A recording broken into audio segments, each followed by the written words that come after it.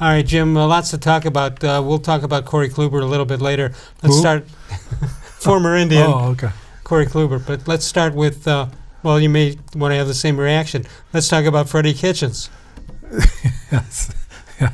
This is one of the most amazing. Even though this is a horrible season, but what's happening with that team? I don't think anybody predicted this. No, and it's entertainment almost every week. In a morbid sort of way, it is. Yeah, I mean, it's like watching a train wreck or something. You can't take your eyes off it because you can't believe you're actually seeing this happen. A team with this much talent that can't get out of its own way and can't even beat one of the worst teams in the league.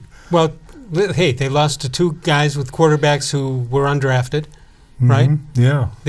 You name it, they've done it this year. Maybe the Ravens will sign some guy off someone's practice squad and just throw him out there, since those are the kind of quarterbacks. You want to rest Jackson? Yeah, they can beat the Browns. Yeah. Why don't we call the Ravens home? You may want to go easy on the Browns. Put in a kid quarterback; he can still win.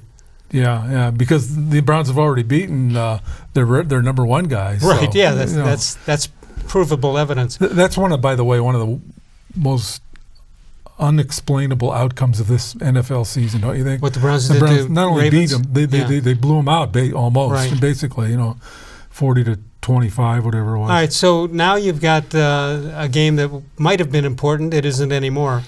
Well, it is for Baltimore now. Well, I'll tell you what it's important for is this might have been the tipping point for Kitchens. Maybe, I don't know. When you say this, you're talking about the game in general, or you're talking about any specific incident? The game in general, but the fact that with the playoffs still kind of there before the game, to come out and not even be competitive against a team that everyone's just been kicking to the curb every week. And a couple of the things that needed to happen did happen. Yeah, almost as if to highlight the fact that what the Browns did was unacceptable. Right.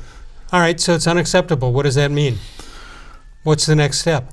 Well, you play the last two games, and they're almost certainly going to lose to Baltimore, and I can't imagine them losing to the Bengals, but I also couldn't imagine them losing to the Cardinals. All right, so that sounds like a 7 or 9 season to me. Yeah, which would be worse than their record last year, right? Of 7. What was it? 7, 8, and 1. Yeah. And they had half the talent they had on this team.